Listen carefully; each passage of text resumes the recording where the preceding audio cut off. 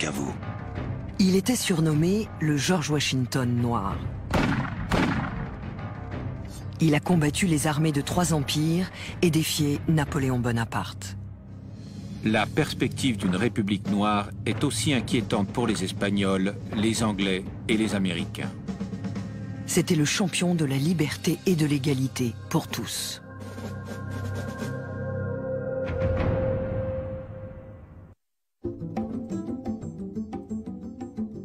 Haïti est toujours décrit comme le pays le plus pauvre de l'hémisphère nord.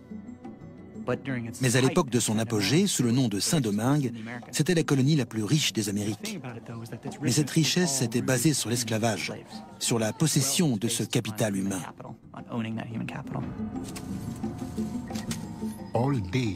Toute la journée, du lever au coucher du soleil, les hommes étaient courbés, à couper la canne à sucre à la machette.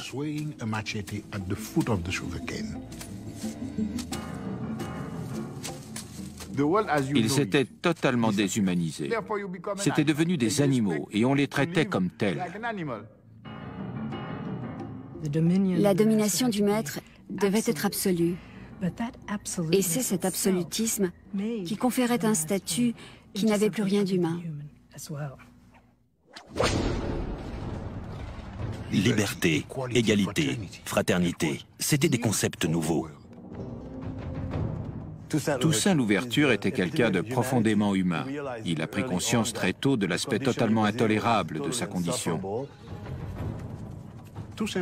Il a recruté entre 3000 et 4000 hommes qu'il a entraînés. Et ensemble, ils ont combattu les armées françaises, anglaises et espagnoles pendant 12 ans.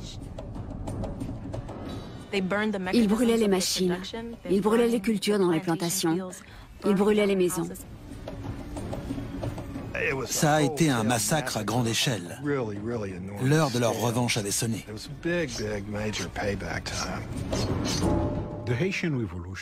La révolution haïtienne est sans doute la révolution la plus radicale qui ait jamais existé. C'est le seul endroit au monde où des esclaves aient réussi à créer une nation. Mais personne ne veut en parler.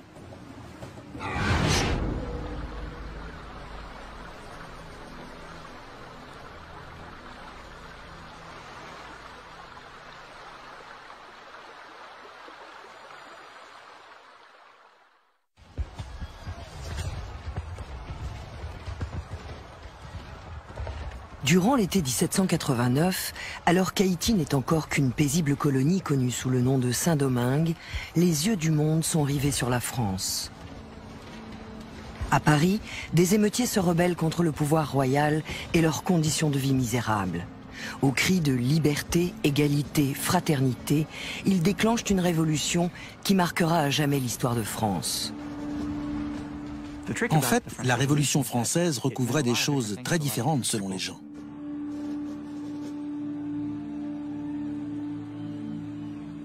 Dans les rues de Paris, la Révolution signifie la fin des privilèges accordés aux riches. Avec la création de l'Assemblée nationale, les idées des penseurs les plus réformistes d'Europe trouvent enfin un écho. Même si à l'époque, personne ne sait ce qui en ressortira, il y a cette idée que tous les individus possèdent des droits inaliénables. Les philosophes en parlaient déjà depuis un certain temps, mais cette idée va s'inscrire noir sur blanc dans la Déclaration des droits de l'homme et du citoyen. L'idée était dangereuse parce que la société de l'époque était basée sur les inégalités. C'est grâce à ça qu'elle fonctionnait. Elle n'était pas censée profiter à tous, mais seulement à une minorité.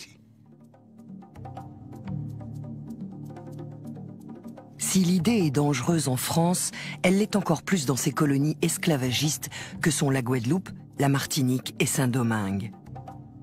Cette dernière, surnommée la Perle des Antilles, est constituée de la partie occidentale de l'île d'Hispaniola, partie aujourd'hui connue sous le nom d'Haïti.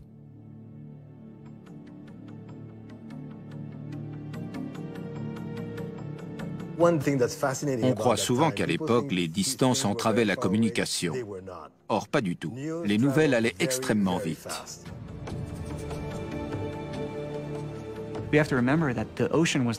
Il faut savoir que l'Atlantique était une véritable autoroute au XVIIIe siècle.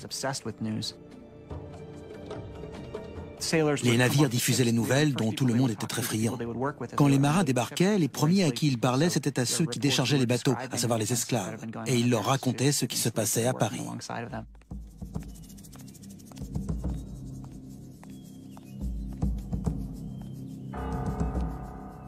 Mais rares sont les esclaves qui osent croire à ces idées démocratiques venues de France. Car les intérêts en jeu sont colossaux. Le sucre est le moteur de l'économie au XVIIIe siècle et Saint-Domingue est la capitale mondiale du sucre.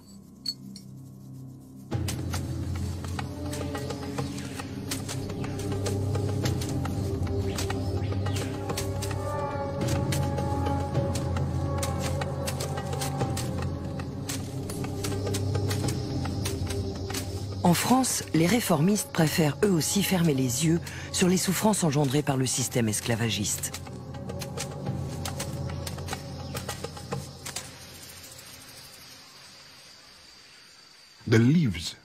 Les feuilles de canne à sucre sont aussi tranchantes que des lames de rasoir. On ne se rend compte qu'on s'est coupé que lorsque la transpiration entre dans la plaie parce que ça brûle. Au niveau du sol, il y a des colonies de fourmis qui vous attaquent. Et ensuite, vous vous grattez pendant des heures. Si un esclave refusait de travailler, la loi permettait de l'abattre purement et simplement. Le concept même de l'esclavage est totalement bestial. Et les Français en ont fait une véritable science. Les esclaves en provenance d'Afrique ne survivaient pas 3 ans dans ce système. Cette exploitation se résumait à des statistiques. Et elle fonctionnait très bien.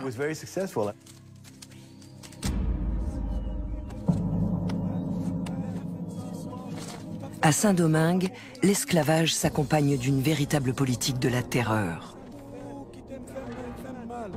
Pour le propriétaire d'esclaves Stanislas Saint-Foix, il s'agit simplement d'une gestion rationnelle de son cheptel humain. Les punitions lentes marquent plus les esprits que celles qui sont rapides ou violentes. Plutôt que 50 coups de fouet administrés en 5 minutes, mieux vaut 25 coups de fouet administrés en un quart d'heure. Ceci est plus susceptible de faire forte impression.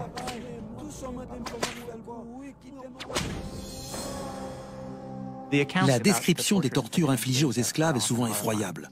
On amputait un bras ou une jambe à ceux qui avaient essayé de s'enfuir. On frottait leurs plaies avec de la chaux ou du piment.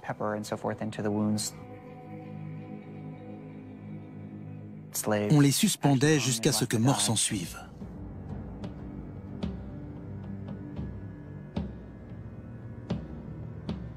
Dans ces plantations, la vie des esclaves avait si peu de valeur que les tortures ont atteint un degré de cruauté et de raffinement inimaginable.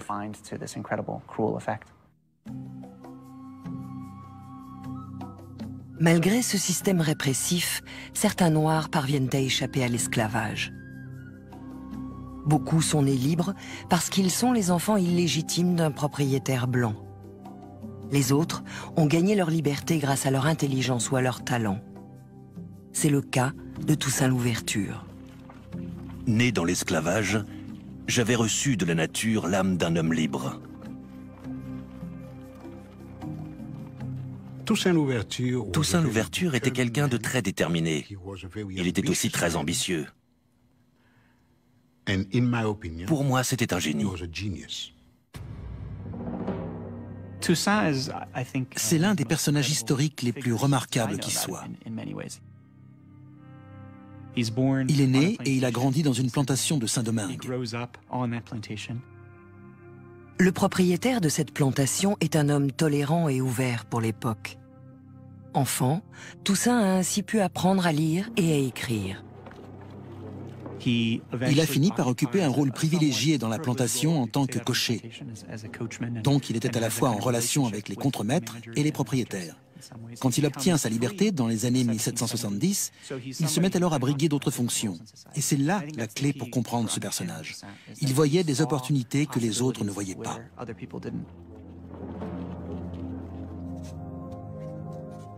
Il était dans les affaires. Il avait des contacts aux États-Unis et ailleurs. Il possédait plusieurs comptes en banque. Il avait une formidable capacité d'organisation. Il aurait fait un excellent PDG de nos jours.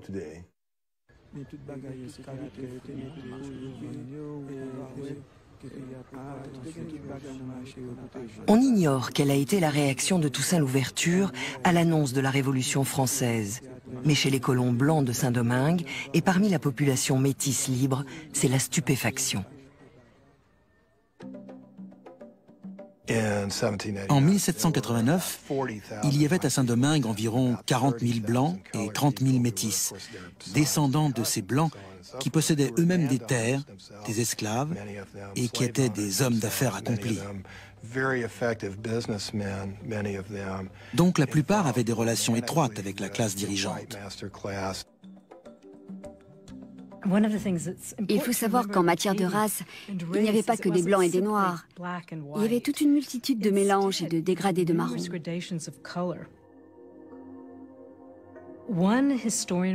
Un historien est même allé jusqu'à créer 110 catégories de métissage, allant du noir total au blanc total. Chaque mélange avait un nom, mulâtre, carteron, octavon. Chaque nom prenait en compte la quantité de sang noir de la personne.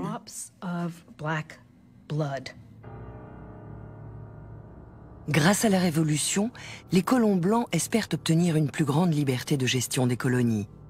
La population métisse espère, elle, des changements plus radicaux.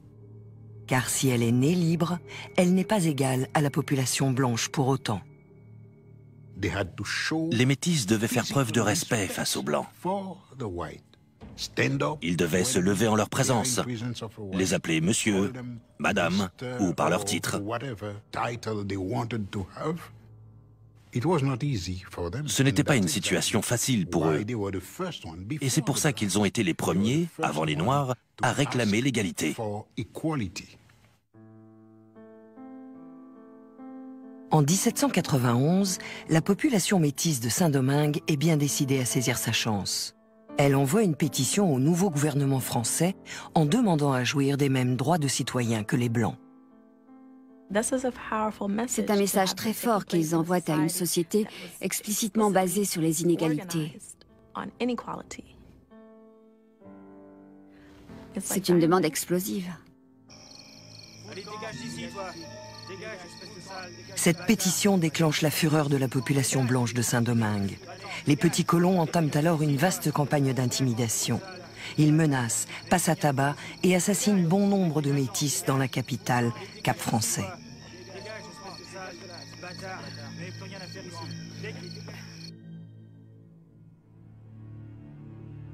La pétition reçoit un accueil beaucoup plus favorable à Paris. Les membres de l'Assemblée nationale publient alors un décret historique. Il donne à la population de métis nés de 2 parents libres les mêmes droits qu'aux Blancs.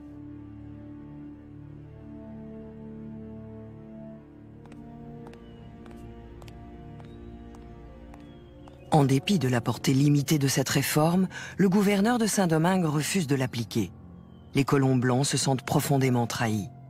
En réaction, certains se mettent alors à nourrir des idées de rébellion, à l'image de Madame de Rouvray, l'épouse d'un planteur de la région. L'Assemblée nationale est déterminée à détruire nos vies en tant que maîtres, si bien qu'une sécession avec la France pourrait s'avérer nécessaire. Les propriétaires américains d'esclaves vont, je l'espère, se regrouper afin d'arrêter cette contagion libertaire.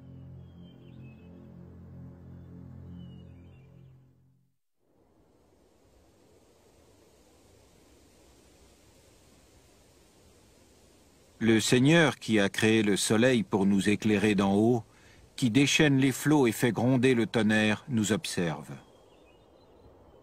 Boukman Duty, esclave et prêtre vaudou. Abandonnez l'image du Dieu des Blancs qui a soif de nos larmes et écoutez la voix de la liberté qui parle dans le cœur de chacun d'entre nous. En août 1791, tandis que les Blancs et les Métis de Saint-Domingue s'apprêtent à engager le bras de fer, Boukman Dutty lance un appel aux Noirs des plantations. Ces derniers, qui ont été faits prisonniers dans différentes parties d'Afrique, partagent un culte commun, le vaudou. Le vaudou, c'est l'esprit de nos ancêtres, c'est une religion. C'est le mode de vie de l'Haïtien. C'est plus qu'une religion, c'est notre façon de vivre, c'est notre force de... Le vaudou est libérateur, le vaudou est dignité, le vaudou est sagesse, et le vaudou, c'est notre tradition. Boukman leur donne rendez-vous dans un lieu baptisé Bois Caïman pour mettre au point une stratégie.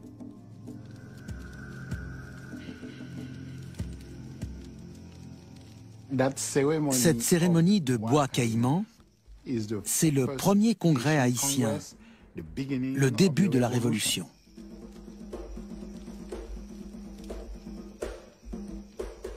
C'est dans cette réunion où l'Africain décide de n'être plus esclave, d'être libre, déjà là dans la tête, de casser cette chaîne dans la tête, de dire voilà, à partir de cette cérémonie, on prend l'Africain a pris son destin en main.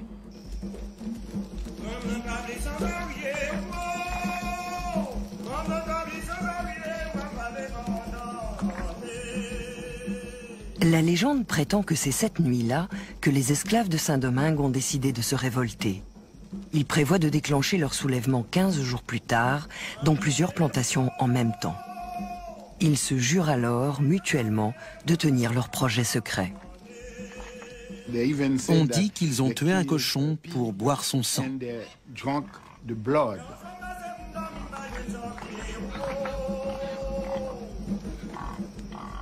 C'est ce qu'on appelle la communion. Chacun s'engage à garder pour lui ce qu'il a dit et entendu.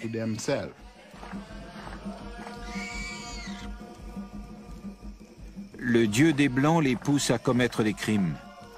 Notre Dieu réclame vengeance. Il dirigera notre main, il nous aidera.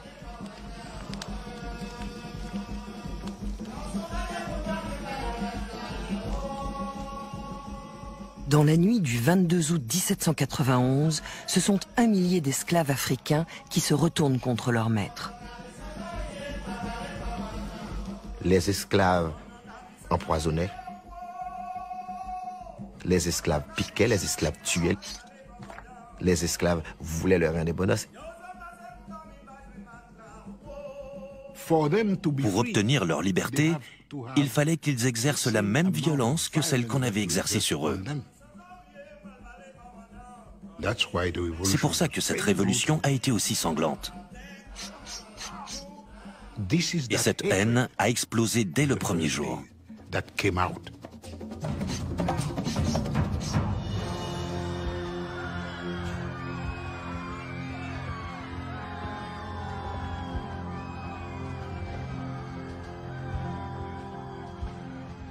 Le nombre de rebelles passe alors de 1000 à 20 000. Les esclaves libérés brûlent les champs de canne et les raffineries de sucre afin de détruire le système qui les a asservis.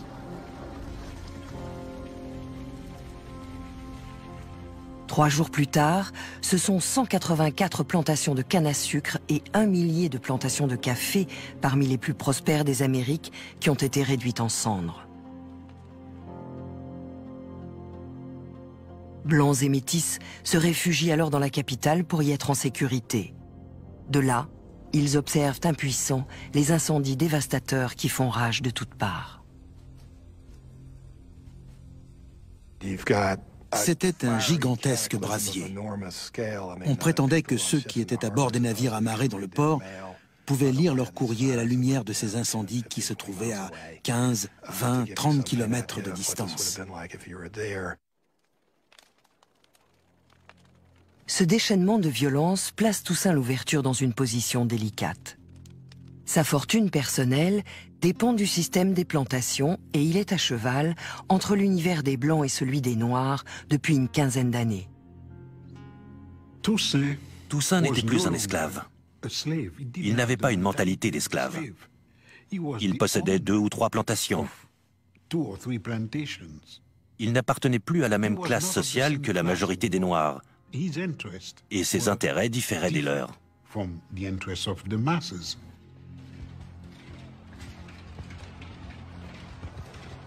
Sa première réaction à cette explosion de violence n'est cependant motivée ni par l'argent ni par la couleur de peau. Elle est personnelle. Il retourne dans la plantation où il est né afin de protéger ses anciens maîtres.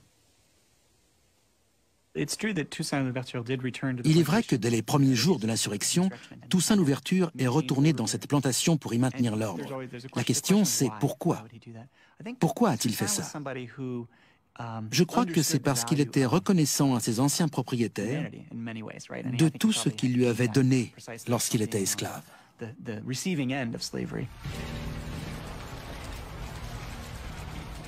Tandis que Toussaint aide son ancien propriétaire à échapper aux exactions, dans la capitale, les Blancs repoussent les assauts des insurgés et se regroupent bientôt pour lancer leur propre offensive.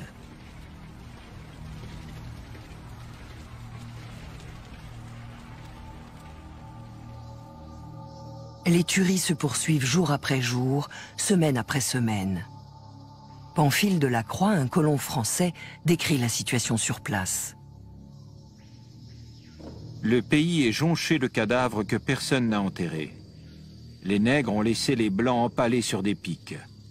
Quant aux soldats blancs, ils ne font pas de prisonniers et laissent les nègres morts sur place. 3 mois après le début de l'insurrection, le prêtre vaudou Boukman Duty est tué au combat, décapité par des soldats blancs. Son corps est ensuite brûlé face au camp des rebelles. Un observateur déclarera: à Saint-Domingue, le conflit est devenu une guerre d'extermination.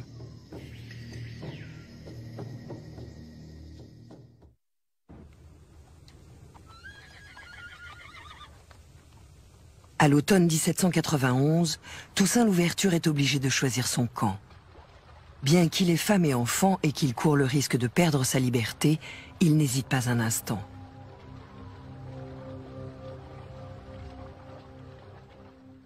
Il a tout abandonné pour rejoindre les rebelles dans la montagne.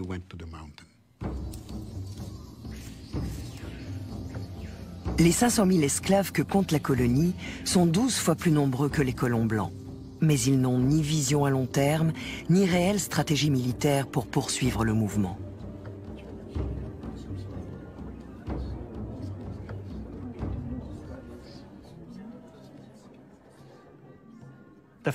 La plupart d'entre eux n'avaient aucune notion de ce qu'était la liberté.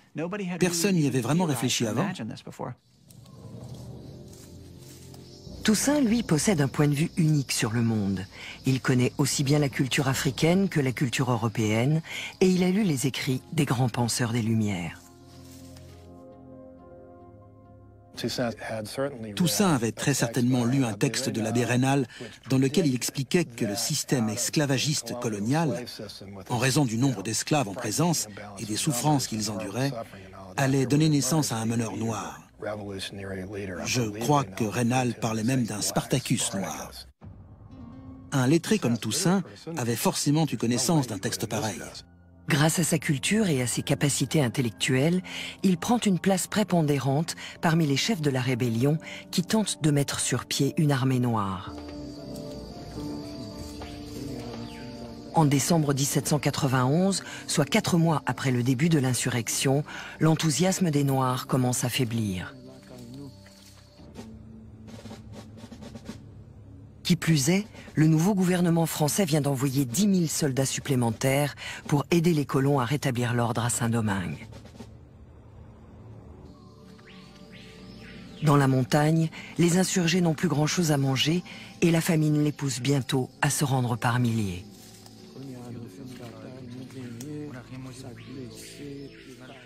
Toussaint Louverture n'était pas un adepte de la violence.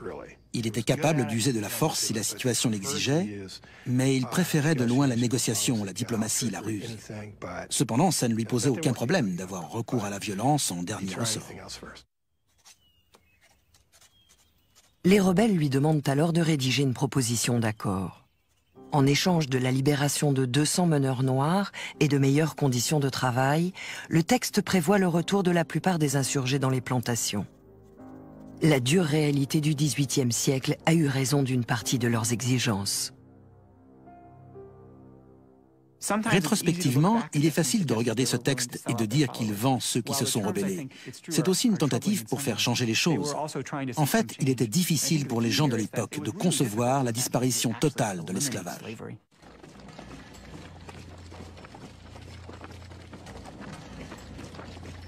De nouveaux commissaires civils viennent d'arriver de Paris pour reprendre la situation en main. Plus réformistes que les planteurs, ils pressent ces derniers d'accepter l'offre des rebelles. Ils proposent également une entrevue pour négocier avec les chefs de l'insurrection. Très méfiants, certains rebelles voudraient tuer leurs prisonniers blancs, mais Toussaint s'y oppose. Il préfère les reconduire à Cap Français en signe de bonne volonté.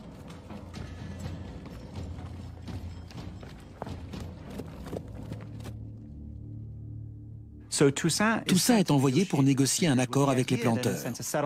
Il ne s'agit pas seulement d'obtenir la libération de plusieurs meneurs noirs, mais également d'imposer certains changements dans les plantations. Des petits changements auxquels la plupart des insurgés tiennent. Est-ce que ce petit groupe de chefs rebelles aurait pu dire aux insurgés « Maintenant, reprenez le travail, remettez vos chaînes » ? Je ne sais pas. Quoi qu'il en soit, les Blancs ne leur ont pas donné l'occasion de le faire. Les Blancs ont dit non à cet accord, parce qu'à ce moment-là, ils voulaient se venger. Ils s'estimaient victimes de la situation, oubliant totalement ce qu'ils avaient fait depuis 3 siècles. Donc ils devaient prendre leur revanche. Ils n'étaient prêts ni à oublier, ni à pardonner. D'où leur refus. Certes, Toussaint avait pris les armes contre eux, mais il avait aussi fait beaucoup de concessions, notamment au sein de son propre camp. Il s'était battu pour que les prisonniers soient bien traités et pour préparer leur échange. Donc, le refus des planteurs a eu pour effet de durcir sa position. Cela met immédiatement fin aux négociations. Sans le savoir, les colons viennent de gâcher l'unique occasion qu'ils auront de régler pacifiquement ce conflit.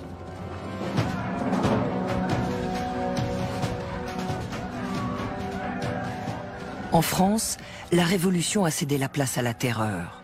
Le pays vient de déclarer la guerre à l'Autriche et à la Prusse, et la chasse aux ennemis de la Révolution et aux suspects est ouverte. Elle donnera lieu à des purges et à des exécutions qui feront plusieurs milliers de morts.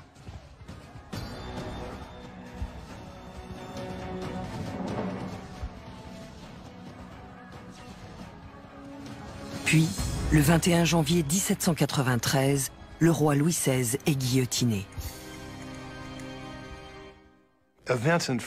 En France, les événements s'emballent, ce que personne n'avait vraiment prévu. Il y a des soulèvements partout. C'est une véritable révolution, dans la mesure où toute la hiérarchie sociale est bouleversée. Et les ondes de choc parviennent jusque sur les côtes de Saint-Domingue.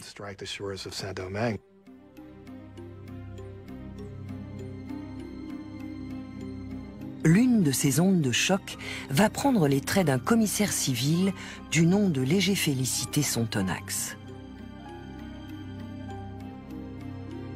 Ce révolutionnaire a des idées bien arrêtées sur la vie dans les colonies.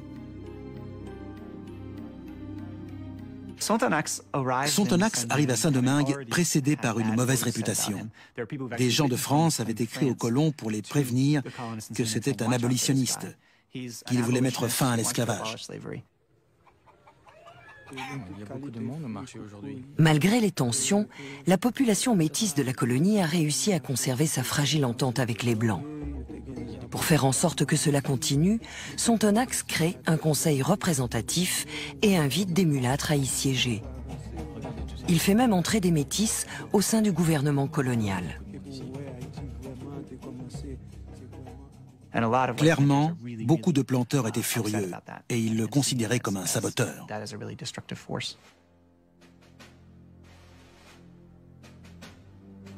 Et ce n'est pas la seule source d'inquiétude des colons. Moins de 2 ans après avoir rejoint les insurgés noirs, Toussaint Louverture est désormais à la tête d'une armée de rebelles. Je suis Toussaint Louverture. mon nom s'est peut-être fait connaître jusqu'à vous. En 1793, il adresse une lettre ouverte à tous les habitants de la colonie qui n'ont aucune représentation électorale. J'ai entrepris la vengeance de ma race. Je veux que la liberté et l'égalité règnent à Saint-Domingue. Je travaille à les faire exister. Unissez-vous, frères, et combattez avec moi pour la même cause. Dans cette lettre, il annonce deux choses. D'abord, sa participation à ce projet d'émancipation, et ensuite, sa position de chef du mouvement, très respecté par ses partisans. Cette proclamation est une façon de dire « Vous voulez la liberté? Je suis là pour vous la donner. Donc, ralliez-vous à moi. »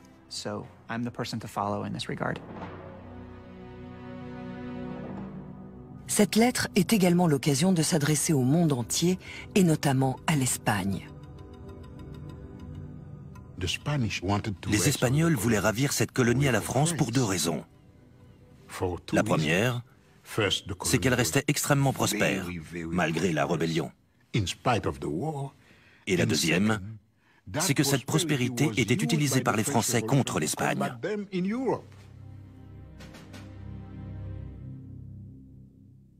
L'Espagne occupe la colonie voisine de Saint-Domingue, qui comprend toute la partie est de l'île d'Hispaniola.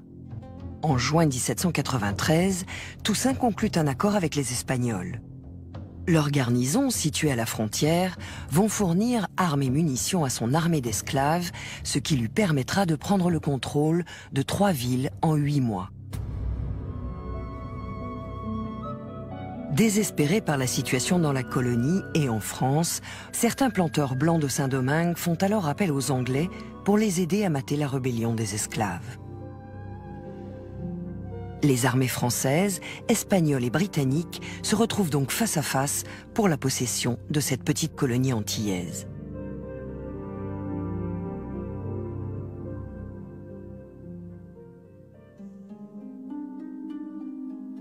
Au début de l'année 1794, des événements intervenus à Paris provoquent une nouvelle explosion de violence dans la colonie. Une délégation multiraciale venue de Saint-Domingue est reçue à l'Assemblée nationale. Envoyée par le commissaire Sontonax, elle est porteuse d'un message fort.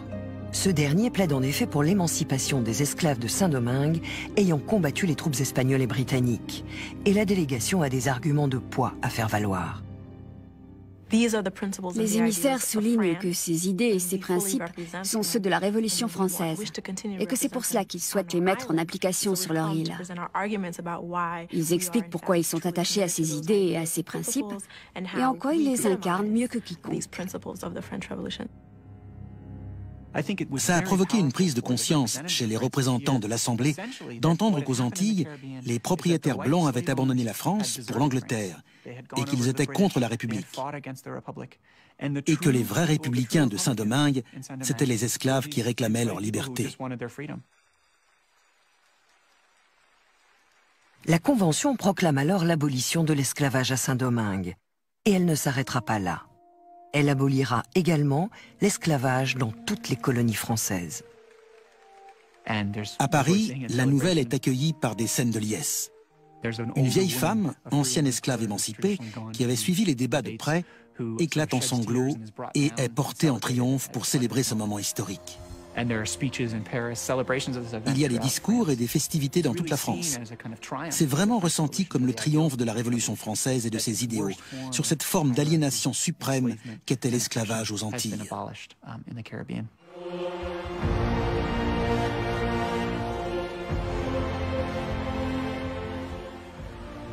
L'événement est sans précédent.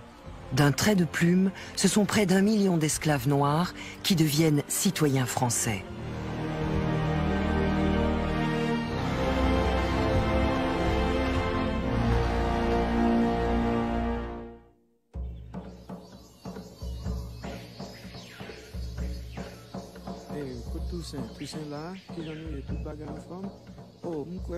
La nouvelle de l'abolition de l'esclavage ne tarde pas à se répandre à Saint-Domingue. Si les exploits militaires de l'armée de Toussaint Louverture y ont largement contribué, le mérite ne lui en revient pas entièrement, car il est secondé par plusieurs lieutenants de grande valeur, dont Jean-Jacques Dessalines. Ce dernier est d'ailleurs plus proche de ses soldats que Toussaint lui-même.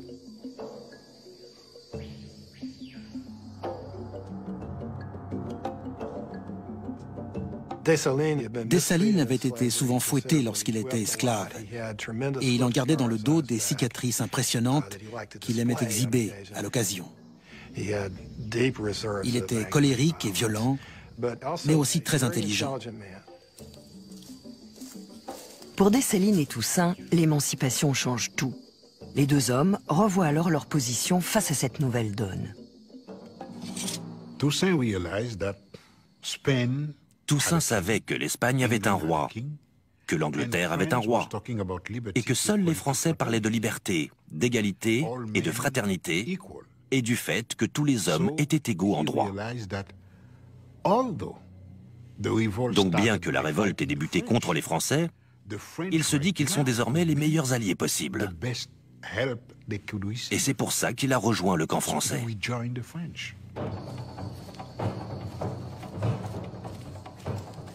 Après 3 ans de rébellion, Toussaint Louverture redevient un loyal citoyen français, tout comme ses partisans.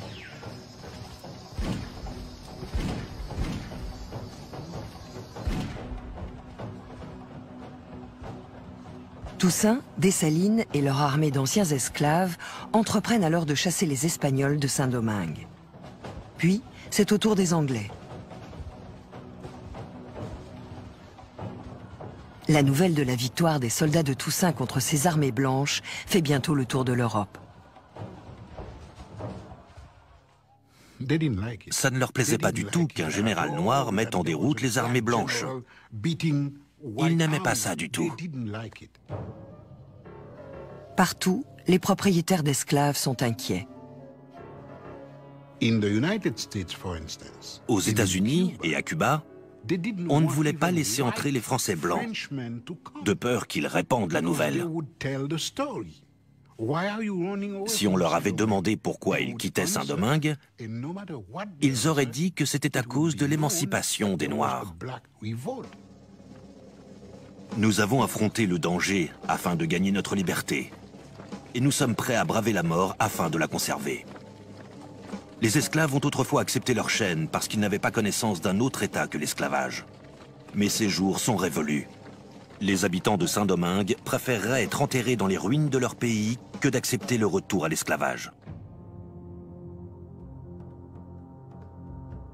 La véhémence de son langage montre à quel point Toussaint est attaché aux idéaux démocratiques. Mais l'homme a aussi une autre facette. Tous ceux qui lui faisaient de l'ombre finissaient soit assassinés, soit déportés. Après avoir été élevé au grade de général, Toussaint est nommé gouverneur de Saint-Domingue. Aucun noir n'avait jamais accédé à de si hautes fonctions dans les colonies. Cependant, il a un rival. Le commissaire civil Léger Félicité Sonthonax. Sonthonax était extrêmement populaire, parce que c'était lui qui avait fait abolir l'esclavage. Il était très apprécié, et les Noirs le surnommaient Papa Sonthonax, ce qui ne plaisait pas beaucoup à Toussaint. Toussaint a été très ami avec Sonthonax tant que celui-ci lui a été utile. Dès qu'il ne lui a plus été d'aucune utilité, il l'a écarté. C'est aussi simple que ça. En 1797, Toussaint n'a plus besoin de Sonthonax. Grâce à d'habiles manœuvres politiques, il isole ce dernier et le force à quitter l'île en août 1797. Une fois de plus, il a réussi à avoir le dernier mot.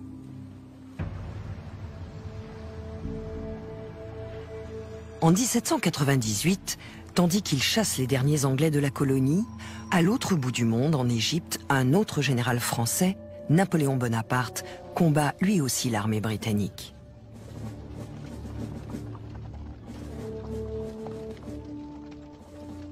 Toussaint et Napoléon ont beaucoup de points communs.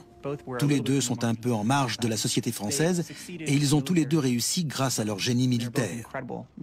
C'est ce qui leur a permis de devenir de grands hommes politiques. Mais les victoires de Napoléon vont bientôt menacer Toussaint. Quelques mois après la campagne d'Égypte, Napoléon revient à Paris pour y mener un coup d'État qui marque la fin du Directoire. Il devient alors premier consul et prend les rênes du pouvoir. Il déclarera « La révolution est fixée aux principes qui l'ont commencée, elle est finie », et d'ajouter « Je suis la révolution ». Toussaint observe très attentivement la prise de pouvoir de Napoléon. Il sait que les esclavagistes sont encore très puissants en France et qu'ils complotent contre lui parce qu'ils voudraient bien voir l'esclavage rétabli sous une forme ou sous une autre à Saint-Domingue. Toussaint est persuadé que la survie de Saint-Domingue et la pérennité des droits acquis par les Noirs reposent sur sa capacité à mobiliser les habitants pour reconstruire l'économie de la colonie. Et dans son esprit, cela passe inévitablement par une chose: le retour de ses partisans dans les champs de canne à sucre.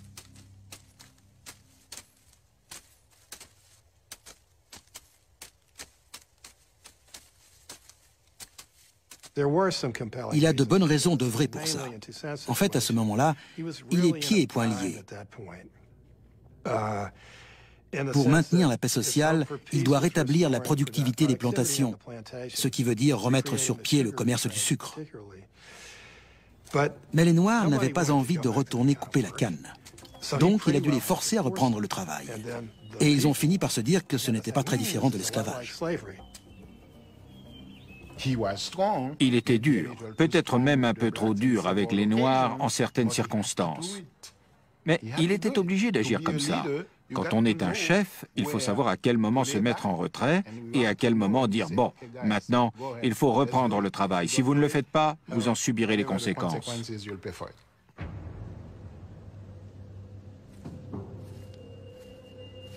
Mais la plupart des anciens esclaves ne l'entendent pas de cette oreille. Ils veulent travailler pour leur propre compte et cultiver pour se nourrir plutôt que pour l'exportation. L'aura de Toussaint commence alors à se ternir. De son côté, Napoléon, lui, a le vent en poupe. Il remanie le gouvernement et fait adopter la Constitution de l'an 8. Cette dernière, loin de garantir l'émancipation des Noirs, ouvre la voie au rétablissement de l'esclavage dans les colonies françaises. Quand Toussaint a appris ça, il a compris que quelque chose était en train de changer, et surtout qu'il n'avait aucun moyen d'infléchir la décision de Napoléon. Donc, fidèle à lui-même, il a dit « Dans ces conditions, Saint-Domingue va avoir sa propre constitution. Et puisque c'est moi le chef, c'est moi qui vais la rédiger. » Sa constitution autonomiste de 1801 stipule la disparition une fois pour toutes de l'esclavage à Saint-Domingue. Elle est également la première au monde à interdire la discrimination raciale, interdiction que les États-Unis n'adopteront que 150 ans plus tard. Elle proclame également Toussaint gouverneur à vie et lui seul aura autorité pour désigner son successeur.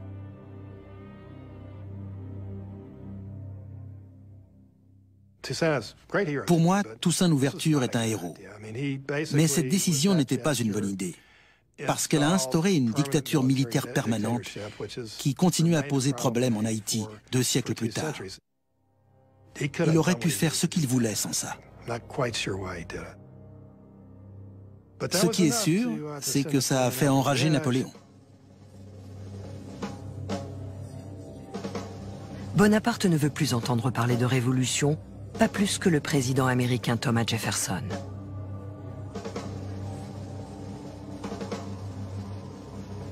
La perspective d'une république noire est aussi inquiétante pour les Espagnols, les Anglais et les Américains. Jefferson a promis qu'à l'instant où l'armée française arriverait, toutes les mesures seraient prises pour affamer Toussaint. Débarrassez-nous de ces nègres, c'est tout ce que nous souhaitons. Toussaint tente alors de prouver à Napoléon le bien fondé de ses ambitions.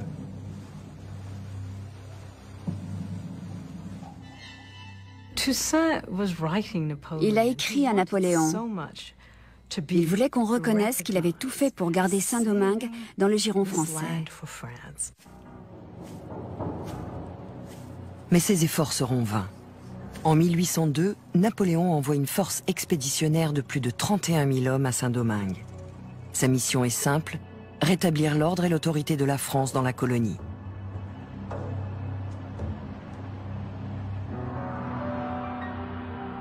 Ma décision de détruire l'autorité des Noirs à Saint-Domingue n'est pas tant pour des considérations de commerce et d'argent, mais plutôt à cause de la nécessité de bloquer à jamais la marche des Noirs dans le monde. Toussaint combat l'armée française durant 3 mois. Mais la population noire de la colonie, revenue de sa politique, ne lui offre qu'un soutien mitigé.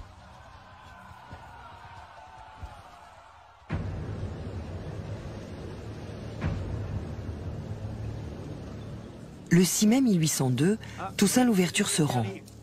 Il est autorisé à conserver son grade et est assigné à résidence. 1 mois plus tard, il est convoqué par le général en chef de l'expédition de Saint-Domingue, le général Leclerc. Si je voulais compter tous les services que j'ai rendus dans tous les genres de gouvernement, il me faudrait plusieurs volumes. Encore n'en finirais-je. Arrêtez-le. Il est alors arrêté et accusé de conspiration. Dans une lettre assez éloquente, il dit quelque chose comme « Je soupçonne que c'est en raison de ma couleur de peau que vous me traitez comme un vulgaire criminel, même si je refuse d'y croire. » Et pour me récompenser de tous ces services, on m'a arrêté arbitrairement à Saint-Domingue.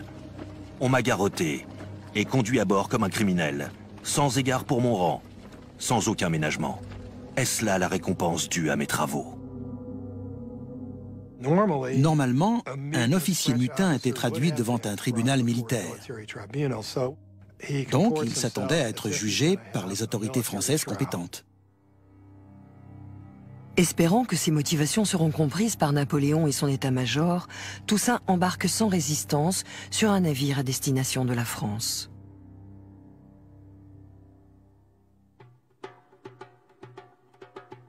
Après son départ, le calme continue à régner dans la colonie. Jean-Jacques Dessalines et les autres officiers noirs poursuivent leur coopération avec le général Leclerc. Puis, de la Guadeloupe toute proche, arrive une nouvelle qui fait l'effet d'une bombe. Napoléon a réinstauré l'esclavage.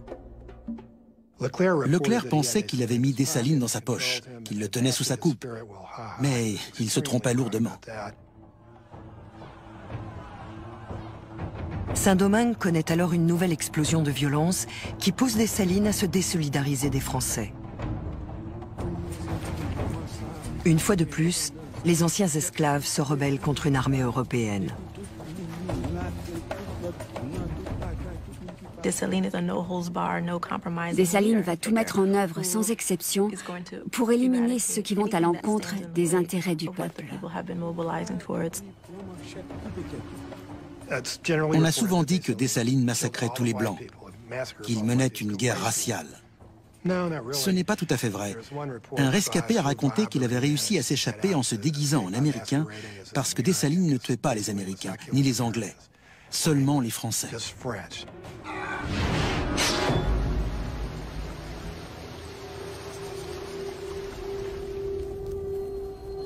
Un autre rescapé blanc, Pierre Chazotte, fait une description de la colonie à feu et à sang. Pas moins de 10 lieues carrées de terre brûlaient comme des volcans. La rapidité de l'incendie était telle qu'on aurait pu croire que de larges et épaisses traînées de poudre avaient été répandues au sol.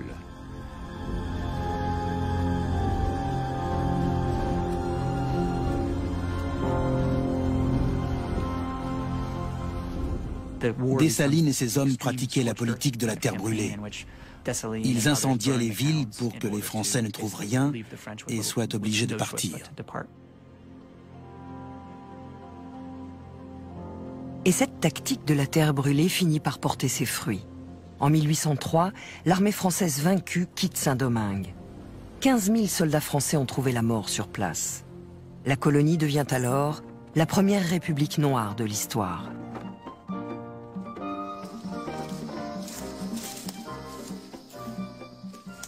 Ce sont des événements d'une importance capitale.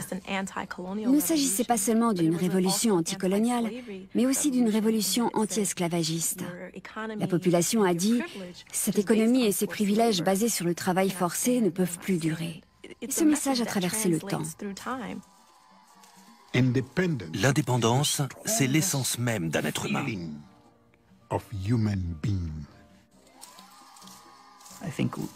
Nous avons tous hérité de quelque chose de cette révolution, parce que c'était la première fois qu'on faisait valoir l'égalité des droits pour tous. Ce sont des faits historiques que tout le monde devrait connaître, parce que ça montre ce que l'espèce humaine, et pas seulement les Noirs, est capable de faire. Toussaint Louverture ne vivra pas assez longtemps pour voir l'indépendance de son pays, à laquelle il avait tant œuvré. Emprisonné au fort de Joux, dans le Jura, il mourra d'une pneumonie dans sa cellule le 7 avril 1803. Avant de partir pour la France, il écrira « En me renversant, vous avez seulement abattu le tronc de l'arbre de la liberté des Noirs. Mais il repoussera par les racines, car elles sont nombreuses et très profondes. »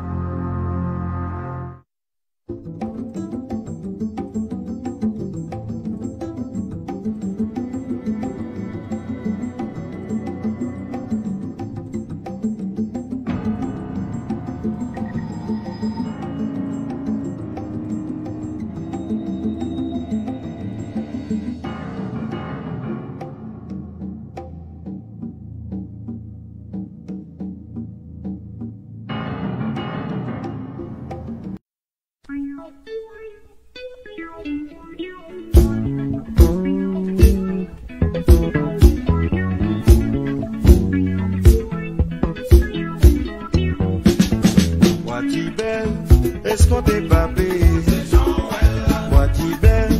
Est-ce qu'on t'est papé? Est-ce qu'on t'est papé?